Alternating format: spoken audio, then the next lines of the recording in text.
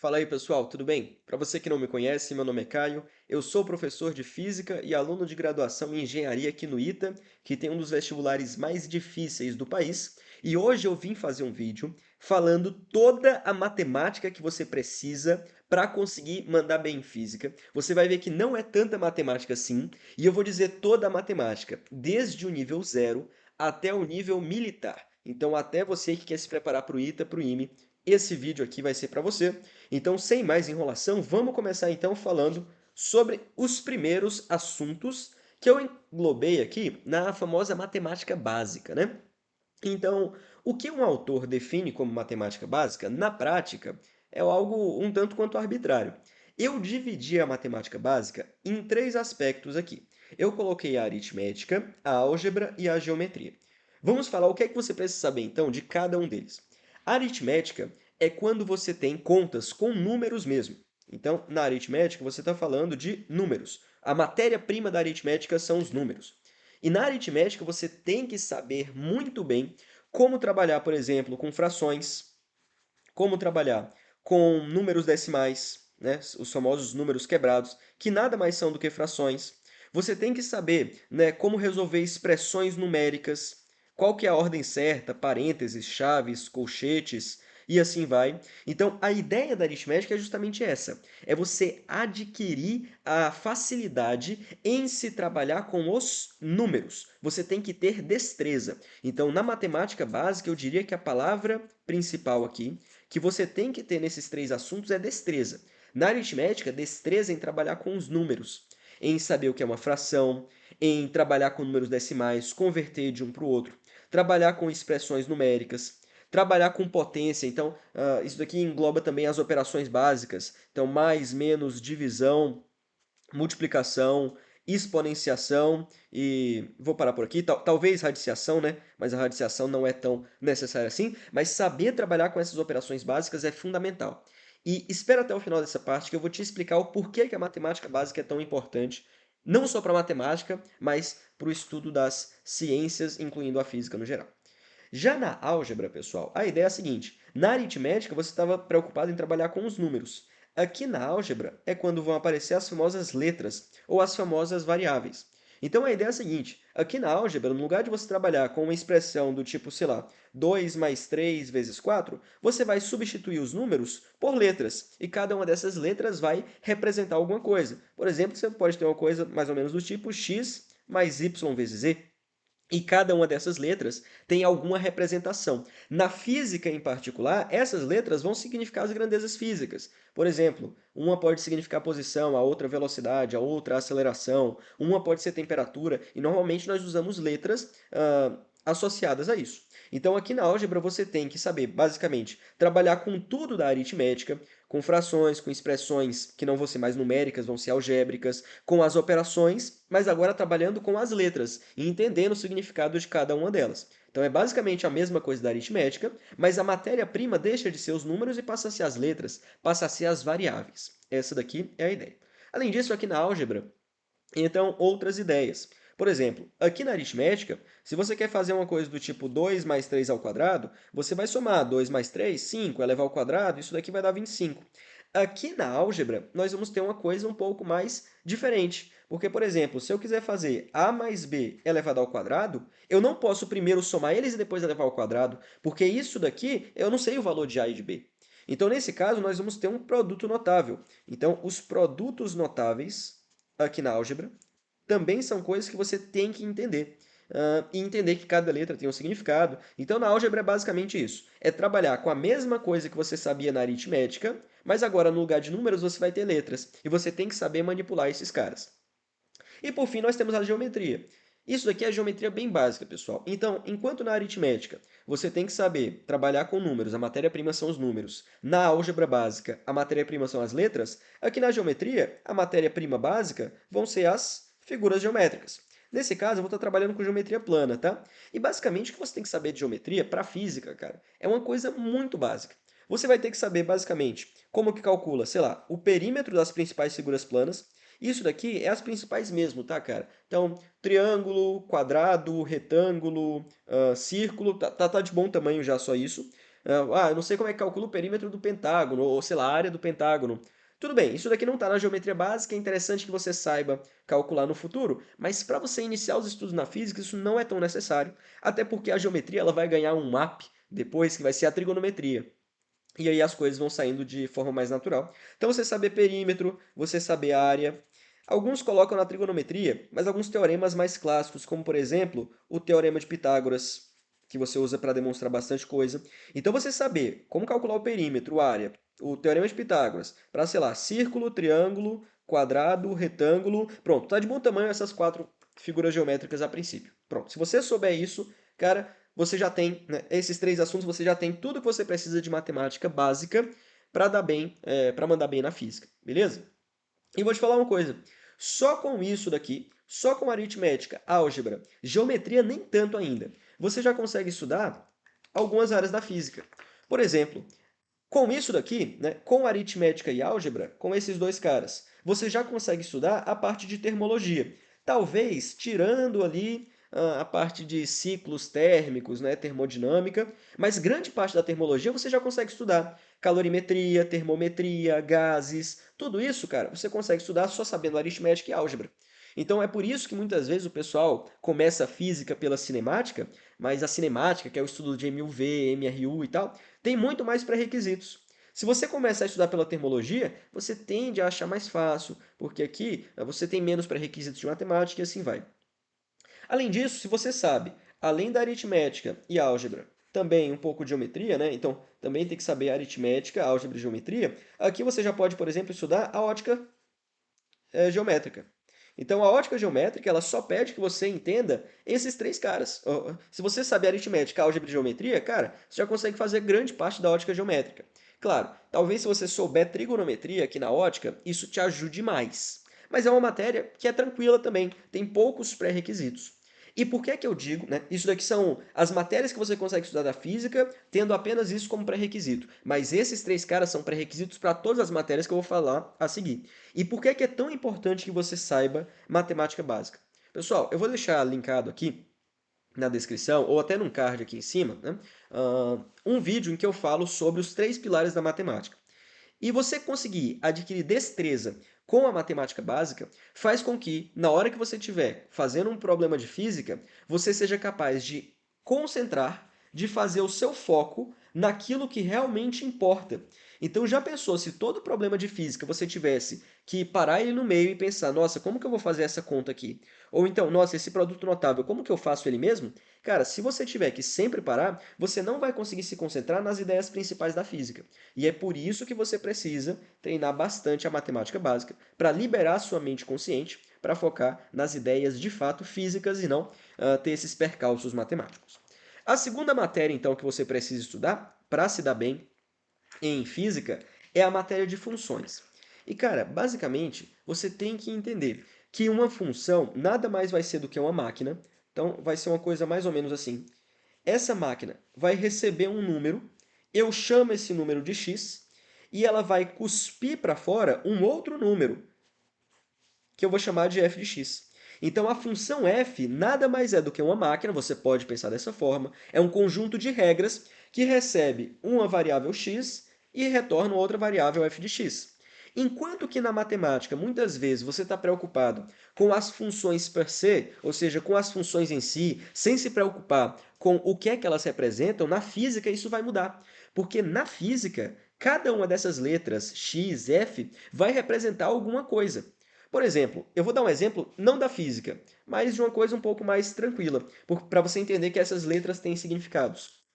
Imagina, por exemplo, que n é o número de pessoas em uma sala, né? E imagina que d é o número de dedos que tem nessa sala.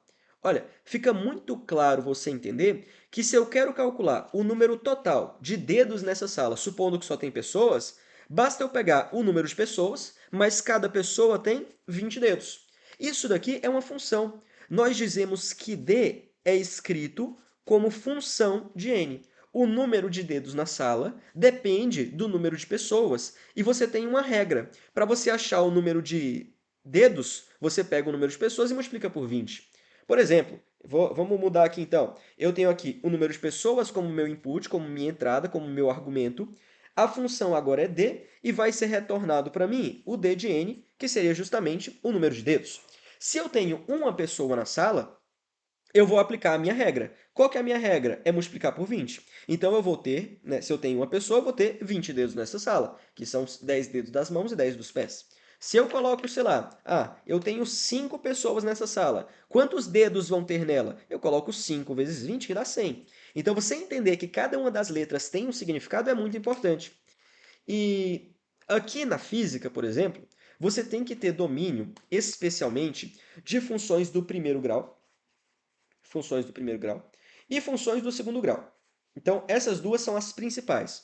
Uma função do primeiro grau é uma função do tipo f de x igual a x mais b.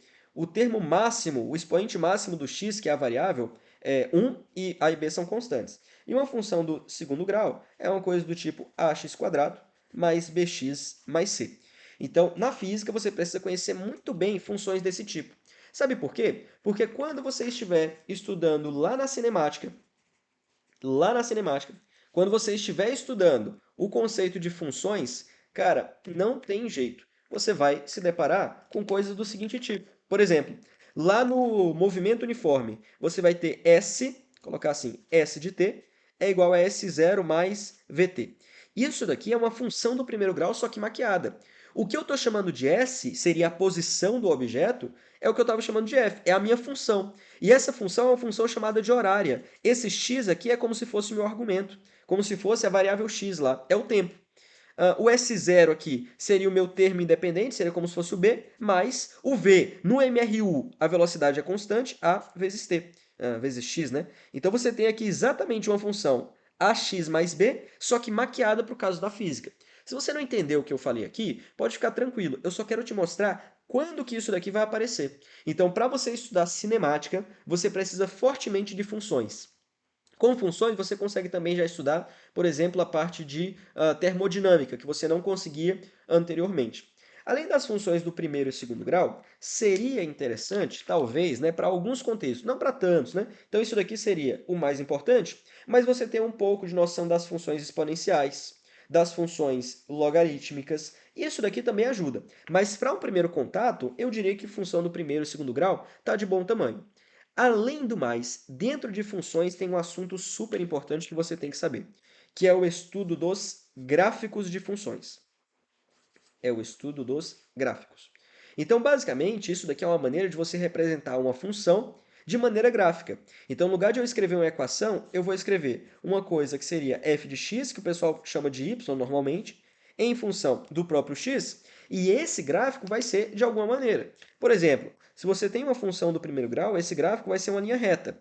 Se esse azinho for positivo, a reta é desse jeito. Se o azinho for negativo, a reta é do outro jeito, mas continua sendo uma função do primeiro grau. Se você tiver uma função do segundo grau, você vai ter uma coisa mais ou menos assim, seria uma parábola. E você entender como interpretar esses gráficos é extremamente importante aqui no conceito de funções e no seu estudo da física como um todo, na parte de cinemática, na parte de termodinâmica, e assim vai, beleza? Então veja bem, até agora você consegue resolver basicamente tudo de uh, termologia, porque eu adicionei termodinâmica agora. Mecânica como um todo você também já consegue fazer. Talvez falte só um pouco de vetores, tá? Mas vetores costuma ser estudado na física. Então cinemática, na verdade, a mecânica como um todo, cinemática, dinâmica e estática, você já consegue estudar só com funções, mas a matemática básica que a gente já tinha discutido anteriormente. Então é muito importante que você entenda isso. Veja bem, só com matemática básica e funções, você já consegue estudar mecânica, termologia e ótica inteiros. Então, agora, basicamente, fica faltando duas partes, que é a parte de eletrostática e eletrodinâmica, que, na verdade, sendo bem sincero, talvez você até já consiga ver, né? Então, na real, eu acho que sim, né? Eu acho que eletromagnetismo você já consegue ver também, talvez com um pouco mais de trigonometria. E talvez aqui em álgebra eu colocaria também a resolução de sistemas lineares, que é basicamente você ter duas, no lugar de você ter uma equação, né? Então uma coisa assim, 2x mais 1 igual a y, você tem mais uma equação, sei lá, y mais 2 igual a x. E você tem que achar os valores de x e y que satisfazem essas duas equações. Então pronto, então você precisa saber funções para ver essa ideia aqui. Trigonometria. Agora, trigonometria vai ser o último assunto que você realmente precisa saber. Cara, em trigonometria, o que é que você precisa saber? Você precisa saber as definições do que é um seno, um cosseno e uma tangente. Se você quiser evoluir mais ainda o nível, talvez secante, cossecante e cotangente, mas assim, isso daqui é o mais importante, tá? Esses caras, é só o inverso deles, não precisa se aprofundar tanto.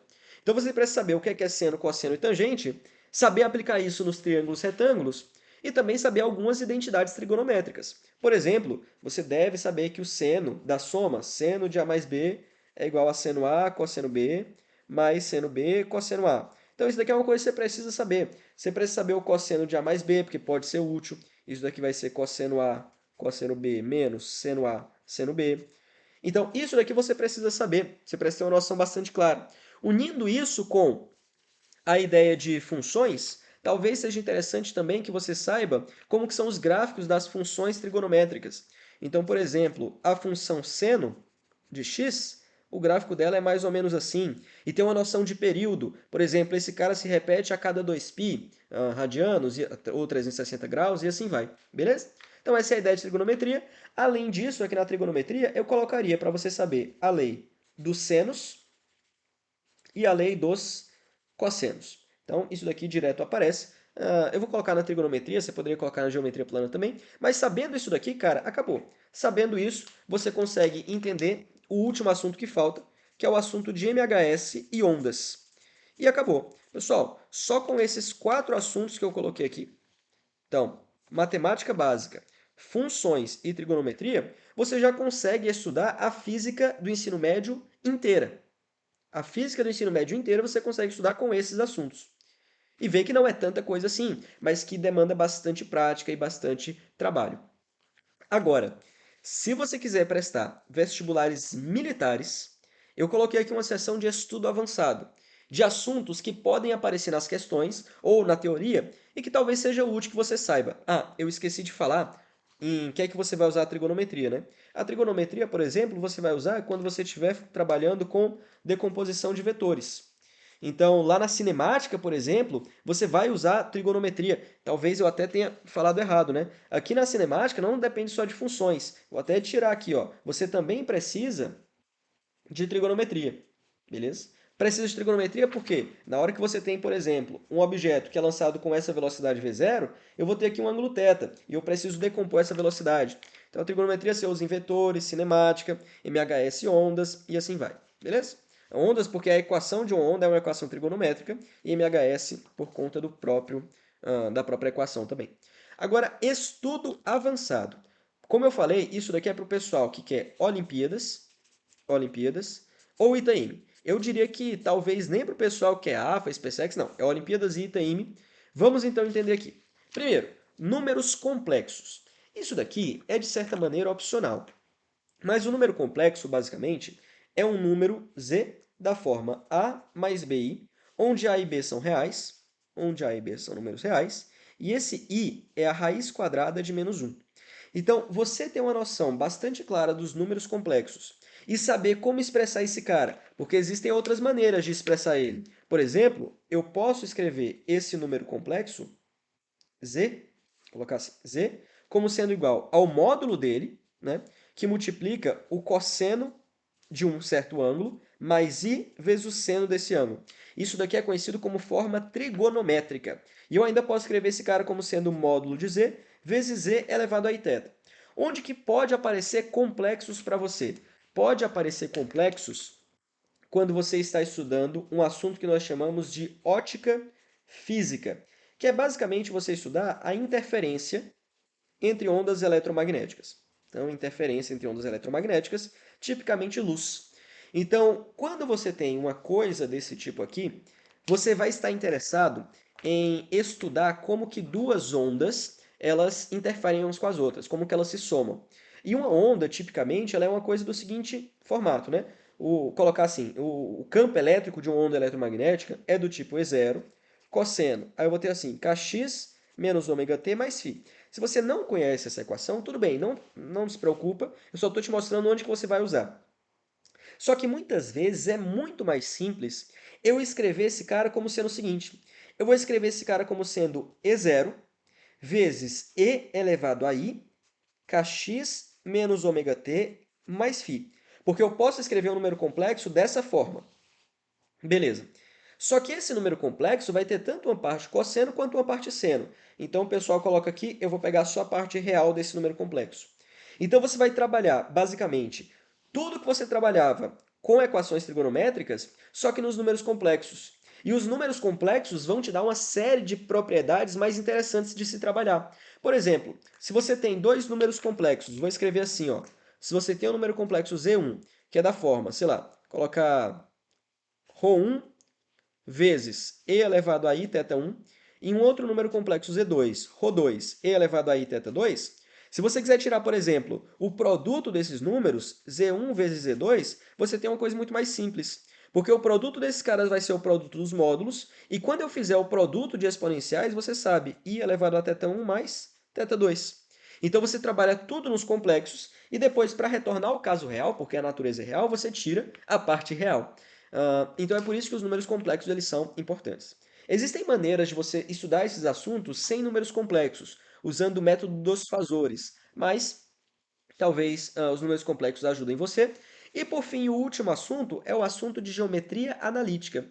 Cara, geometria analítica você vai usar de forma bastante clara, por exemplo, lá na gravitação, mas vez ou outra aparece em outros assuntos, né, questões que pedem, por exemplo, lugar geométrico.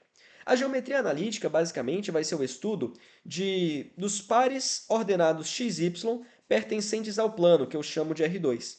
Na geometria analítica, no lugar de você trabalhar com a geometria plana, em que você não tinha um sistema de coordenadas, você coloca aqui um sistema de coordenadas yx, e uma figura plana, por exemplo, uma circunferência, agora pode ser vista como um conjunto de pontos do plano R2, do plano ordenado. Essa daqui é a ideia. Então eu posso enxergar, por exemplo, essa circunferência como sendo um subconjunto do plano cartesiano.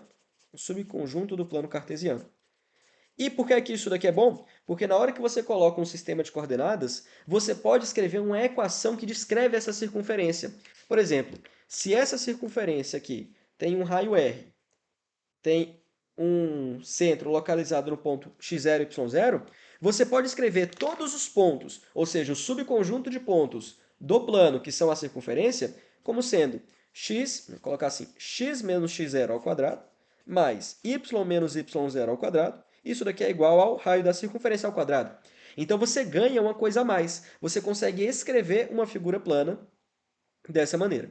Além da circunferência, aqui você talvez queira estudar, por exemplo, a elipse, que você estuda muito na gravitação, ou então talvez a hipérbole e a parábola. Mas na gravitação, cara, o que costuma mais aparecer mesmo é a elipse e, claro, a circunferência. Então esses dois caras aqui vão te servir bem. E com isso, pessoal, nós finalizamos. Então esses aqui são todos os assuntos que você precisa ver para conseguir estudar bem a parte de física. Então vamos lá, vou colocar eles aqui, ó.